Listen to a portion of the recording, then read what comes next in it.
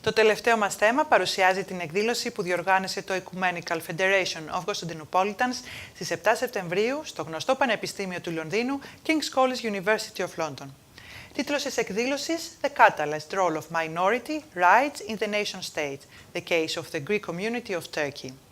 Κύριοι ομιλητές ήταν ο Professor Dr Nicolaos Uzunoglou, ο οποίος είναι και πρόεδρος της εν λόγω Οικουμενικής Ομοσπονδίας Κωνσταντινουπολιτών, και ο γνωστός Άγγλος δημοσιογράφος Bruce Clark.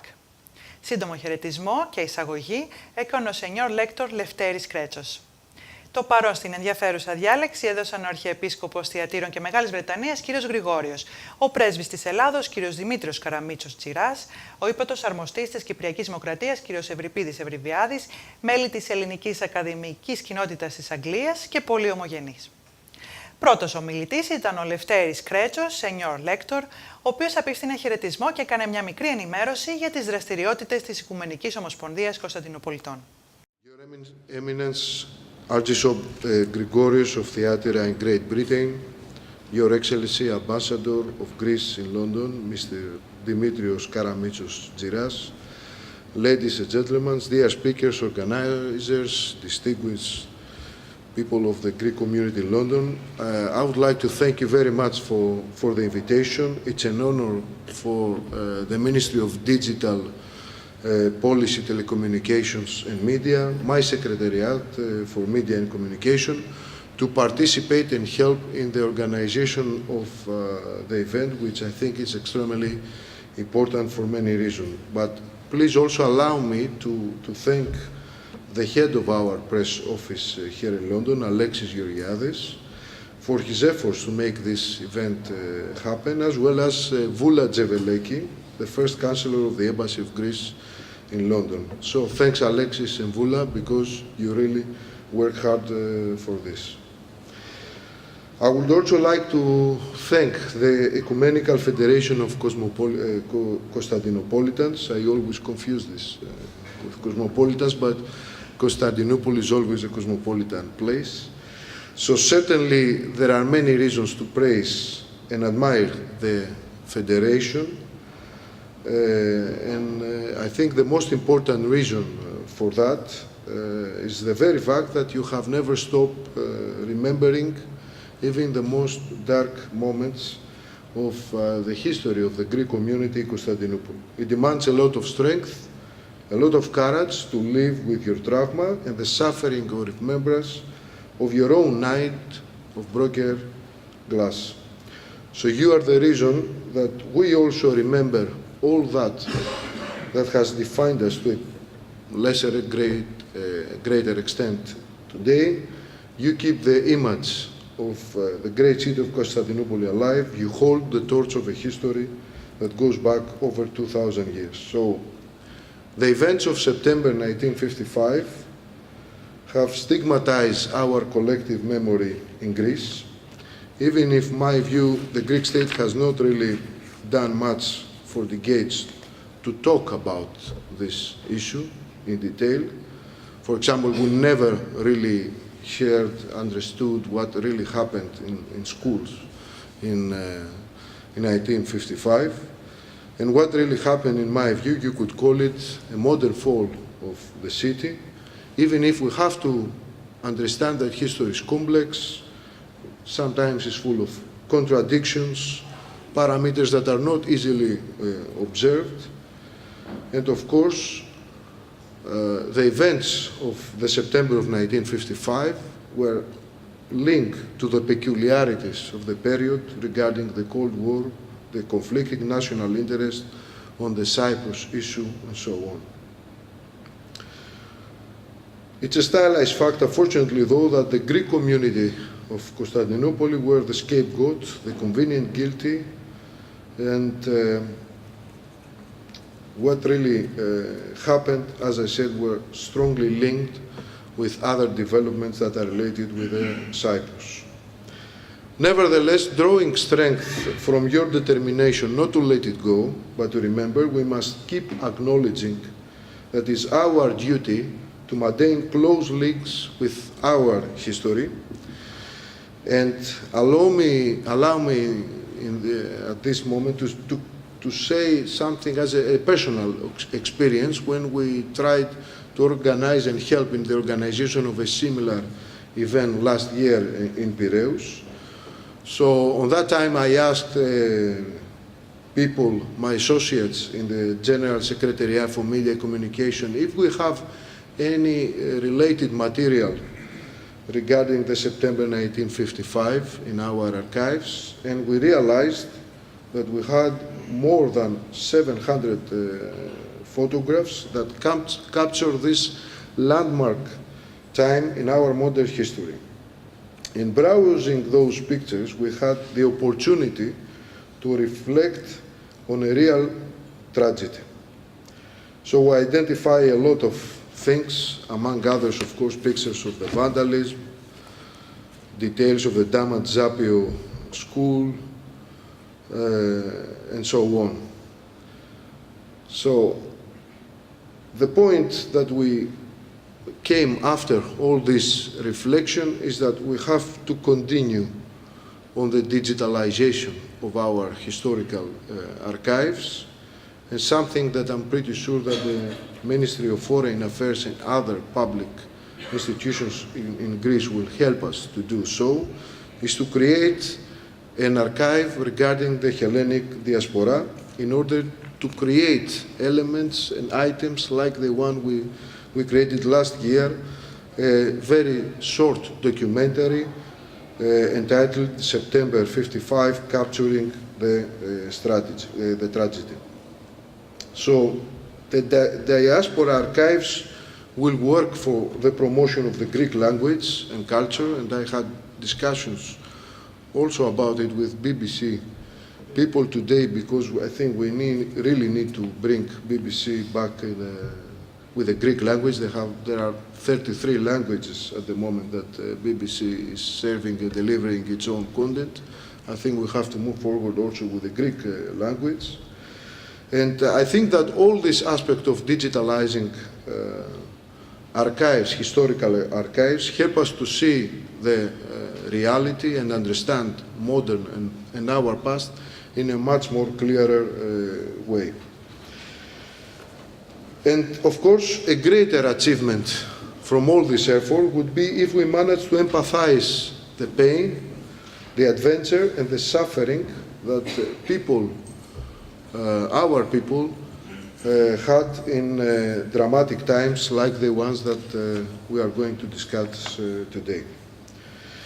So I would like to stop here. I think this is said too much. I would like to thank again all the organizers, and thank you very much for the invitation. Κύριος ομιλητής ήταν ο πρόεδρος της Οικουμενικής Ομοσπονδίας Κωνσταντινουπολιτών, Professor Dr Nicolaos Uzunoglou. Τίτλος της ομιλίας του ήταν The Critical Role of Minority Rights in the Nation State, The Case of Greek Orthodox Community of Turkey in 20th Century. Ας δούμε ένα απόσπασμα. The floor is yours. Thank you very much, Mr. Panos Anastopoulos. Σεβασμιότατε, His Eminence, Honorable Ambassadors of Republic of Greece and Republic of Cyprus, Honorable Consular of the Republic of Turkey Embassy in London, distinguished academicians, ladies and gentlemen. I would like to start thanking the General Secretariat of Information and Mass Media of Greece, making possible this event. And of course, all of you participating to this meeting.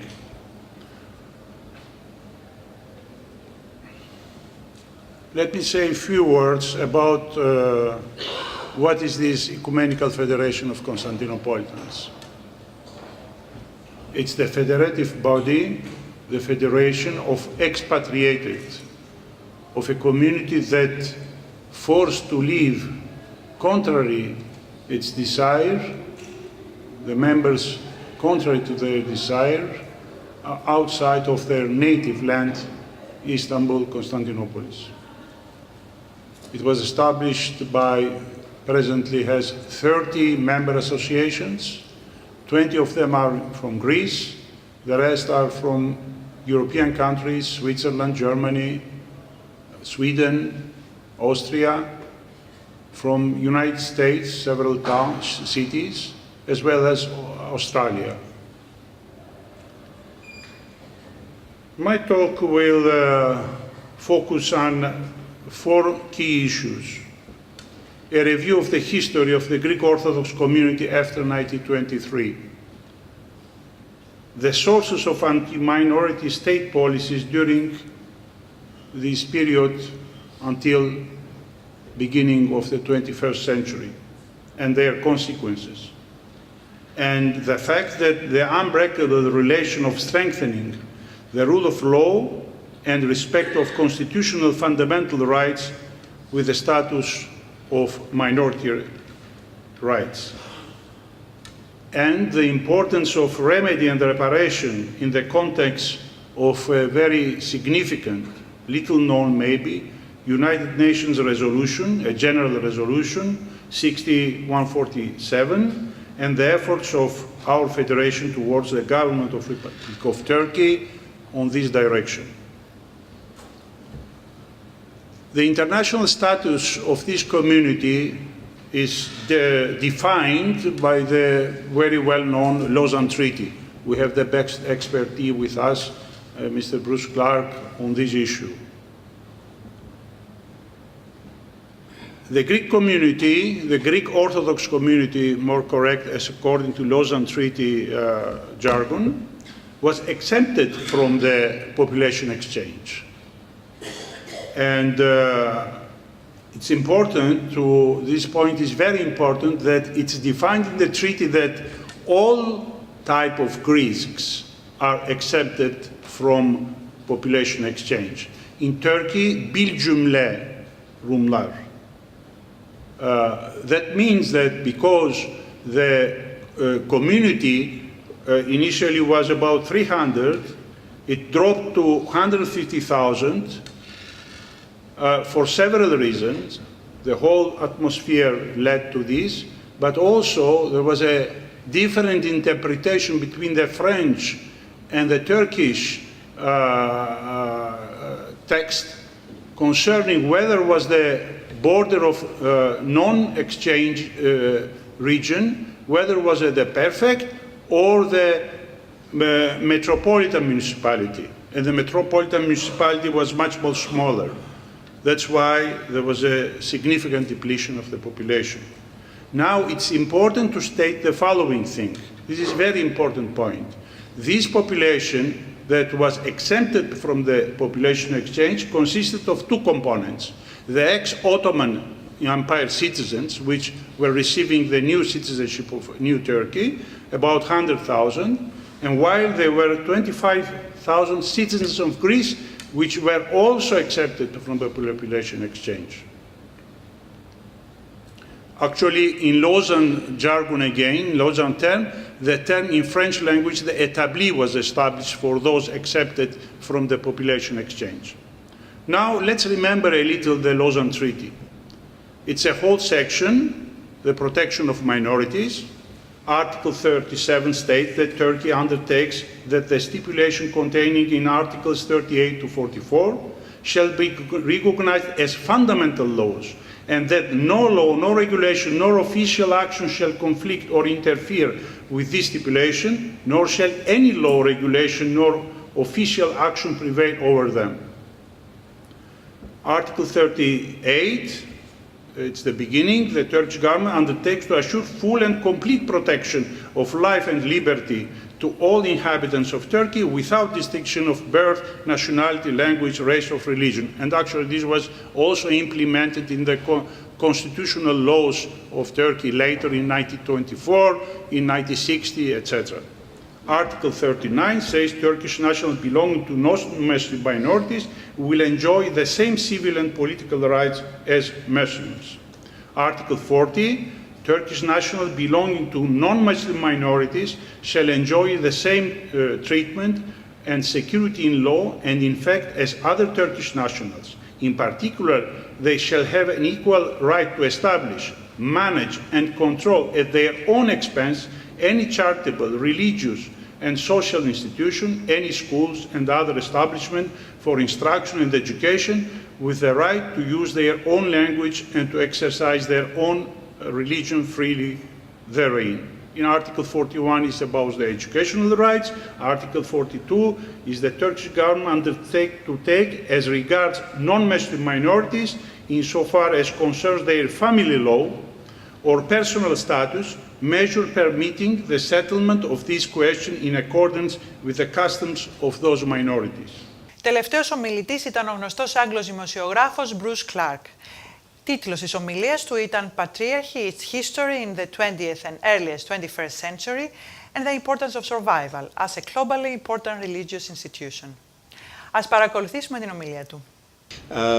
Distinguished guests, I could say, my lords, ladies and gentlemen, including lords spiritual. Anyway, it's a great honor to address such a distinguished audience. Because of my own experiences, the experiences that I've been lucky enough to have, I felt that the most useful contribution I could make to this evening's discussion was to talk about the Patriarchate and indeed the Patriarch himself, and what an extraordinary blessing to the Church and indeed in different ways to humanity His All Holiness has been.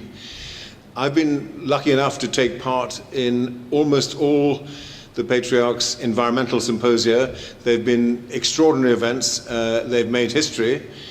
And indeed, it's worth recalling that, of course, the 7th of September is a black anniversary in many ways for the relationship between Greeks and Turks for the Aegean region.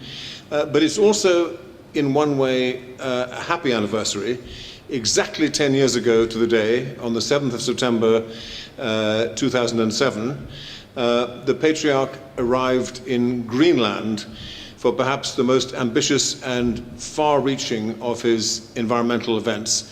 And he led a voyage down the coast of Greenland and bore witness by his presence and by his words to the environmental challenges facing the polar regions of the world at a time of melting glaciers, at a time of rising sea levels.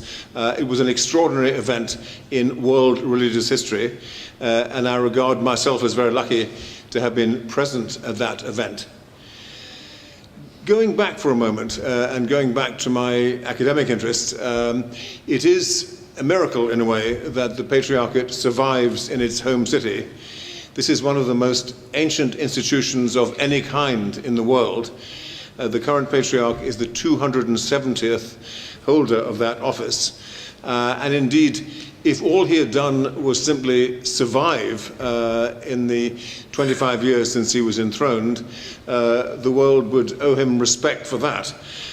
Because merely surviving in his vulnerable circumstances would have been quite a feat. But he has done much, much more than that. He has actually responded very, very creatively to the dilemmas in which he finds himself, to the vulnerable position in which he finds himself. He has given a very creative interpretation to the word ekumenikos, ekumene, which literally means the entire inhabited world.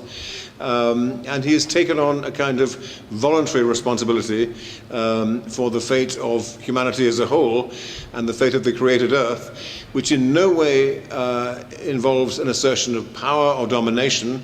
On the contrary, it's a mission of service, a mission spoken out of vulnerability, a mission of simply being ready to reach out to people in ecologically sensitive places and to offer solidarity, even in places which are culturally very, very far from his home base.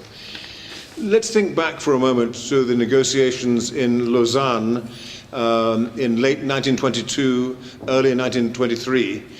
The future of the Patriarchate was one of the most controversial issues. In fact, it has been said that 22 of the 26 sessions devoted to minority questions in Lausanne were dominated by the future of the Patriarchate. The starting point of the Turkish delegation in Lausanne was that it was absolutely appropriate that the Patriarchate leave its home city. It would have no place in the new Turkish Republic. And in a sense, there was a certain grim logic in the argument. The idea was that the Patriarchate perhaps had a place in the theocratic era of the Ottoman sultans.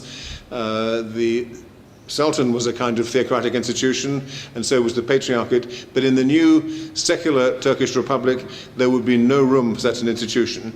And no less a person than Mustafa Kemal himself made that argument in an interview that he gave on Christmas Day, December the 25th, 1922. But there was extremely powerful resistance to that idea. Not only from Greece, of course, from Venizelos, but also from Britain in particular, from Lord Curzon, and in particular from Lambeth Palace, from the then Archbishop of Canterbury. This was a time, I suppose, when religious affairs probably counted more in Western diplomacy than they do now. And Lambeth Palace certainly had a strong input into British policy at that time. And what the diplomatic records show is that the British delegation was extremely firm in arguing for the maintenance of the Patriarchate in its home city. The French delegation a bit less so, and indeed the Italian delegation distinctly lukewarm and prepared to say that perhaps the expulsion of the Patriarchate was a price that could be paid for an agreement on other fronts. But it's worth recalling that Lord Curzon, who was the most powerful person at the Lausanne Conference, said actually on the 10th of January 1923 that the expulsion of the Patriarchate would be a stain on the conscience of the world. Now, it was that very day that there was a dramatic change in the Turkish position. Only a few days earlier, on the 4th of January, the Turkish representative Riza Nur had been absolutely firm in his insistence that the Patriarchate be expelled. He had said, in fact, that if the Greeks persisted, and if the world persisted in trying to keep the Patriarchate in its home city, then Turkey might respond by simply unilaterally expelling all the Greeks from the city. It would solve the problem once and for all. And a fallback Turkish position was that we will consider allowing the Greek population to remain in the city, but only on condition that the Patriarchate be expelled. In other words, they wanted to sort of remove the spiritual authority over the Greek community, and it was presented as a condition for allowing the Greeks of that city to stay. That was in the first few days of January 23. Αγαπητοί φίλοι τηλεθεατές, αυτά είχαμε για σας απόψε. Να σας υπενθυμίσουμε ότι για τα σχόλιά σας μπορείτε να επικοινωνείτε μαζί μας τηλεφωνικά στο 020 82 92 70 37 ή μέσω της ηλεκτρονικής μας διεύθυνσης info@hellenictv.net. Και μην ξεχνάτε ότι πλέον μπορείτε να μας παρακολουθείτε στο κανάλι 264 στο Freeview εντελώς δωρεάν, διαδικτυακά αλλά και από το Roku Box.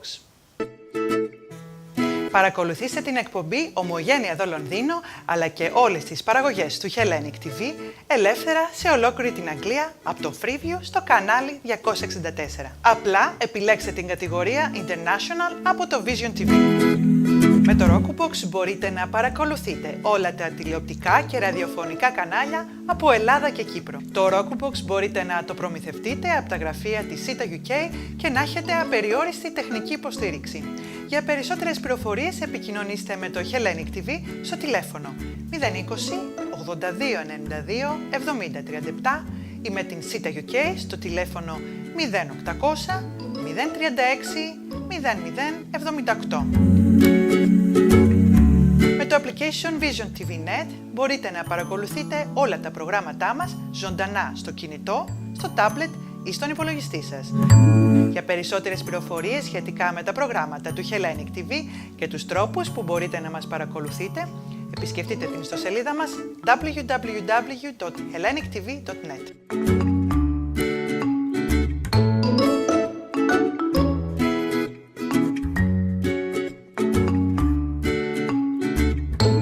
Μην χάσετε αμέσως μετά την ταινία με τίτλο «Τα δυο πόδια σε ένα παπούτσι» και στη συνέχεια την ταινία «Ποτέ την Κυριακή». Αύριο Σάββατο στις 7 και 10 μην χάσετε την εκπομπή «Ανέσπερο φως» που παρουσιάζει και επιμελείται ο πρεσβύτερος Σάββας Δαβίδ Βασιλιάδης. Αμέσως μετά ακολουθεί η εκπομπή με το φακό του Hellenic TV που θα σας παρουσιάσει τον πρόεδρο της Κυπριακής Δημοκρατίας, ο οποίος επισκέφθηκε το Λονδίνο μετά από πρόσκληση της Εθνικής Κυπριακής Ομοσπονδίας για την ενημέρωση της παροικίας για το εθνικό θέμα. Την Κυριακή μη χάσετε την εκπομπή Θέματα Υγείας με την Κική Σονίδου σε επανάληψη και αμέσως μετά ακολουθεί η εκπομπή Πρόσωπα με τον Βασίλη Παναγή. Τη Δευτέρα παρακολουθήστε την εκπομπή Ανάδειξέ το, που παρουσιάζει ποικίλα θέματα από διακεκριμένους Έλληνες επαγγελματίες. Την εκπομπή επιμελούνται και παρουσιάζουν η Άννα Νικολαίδη και Ρούλα Σκουρογιάννη με τους συνεργάτες τους. Ακολουθεί η ταινία Ράκος νούμερο 14 και αμέσως μετά η εκπομπή Το ταξίδι της ζωής με την Αγγίλου Πέσκου. Την Τρίτη στις 8 το βράδυ παρακολουθήστε την εκπομπή Ποιητική Ανθολογία που επιμελείται και παρουσιάζει δημοσιογράφος Σούλα Ορφανίδου. Την Τετάρτη μη χάσετε την εκπομπή με το φακό του Hellenic TV που θα σας παρουσιάσει τη γιορτή προς τιμή του Τιμίου Σταυρού στην Εκκλησία του Τιμίου Σταυρού και Αρχαγγέλου Μιχαήλ στο Golders Green. Την Πέμπτη παρακολουθήστε το Πολιτιστικό Ημερολόγιο, μια εκπομπή με πολιτιστικό και ενημερωτικό χαρακτήρα που παρουσιάζει η Σουζάννα Καζάκα στις 8. Μη χάσετε τις εκδηλώσεις των επόμενων ημερών. Αύριο Σάββατο θα πραγματοποιηθεί ο αγιασμός του ανεξάρτητου ελληνικού σχολείου Manor Hill για την έναρξη της νέας σχολικής χρονιάς. Την Κυριακή 1η Οκτωβρίου η Ένωση Κυπρίων Αγγλίας γιορτάζει την ημέρα της ανεξαρτησίας της Κύπρου στο Κυπριακό Κοινοτικό Κέντρο στις 6. Θα ακολουθήσει καλλιτεχνικό πρόγραμμα. Είστε όλοι ευπρόσδεκτοι. Την ίδια μέρα θα πραγματοποιηθεί το δεύτερο Cyprus Short Film Day υπό την αιγίδα της Κυπριακής Υπάτης Αρμοστίας και του Ύπατου Αρμοστή κ. Ευριπίδη Ευριβιάδη στο Mayfair στις 4 το απόγευμα. Το Σάββατο 7 Οκτωβρίου ο Σύνδεσμος Κυπρίων Αποδήμων Λαπίθου Καραβά διοργανώνει τον καθιερωμένο χορό του Λεμονιού στο Penner Suite στις 7 το απόγευμα. Αγαπητοί φίλοι τηλεθεατές, αυτά είχαμε για σας απόψε. Η εκπομπή Ομογένεια Εδώ Λονδίνο με μένα τη Δήμητρα Νικητάκη θα σας ενημερώνει κάθε Παρασκευή στις 8 και 4 για όλες τις δραστηριότητες της Ομογένειας στην Μεγάλη Βρετανία. Ευχαριστούμε που μας παρακολουθήσετε. Καλό σας βράδυ.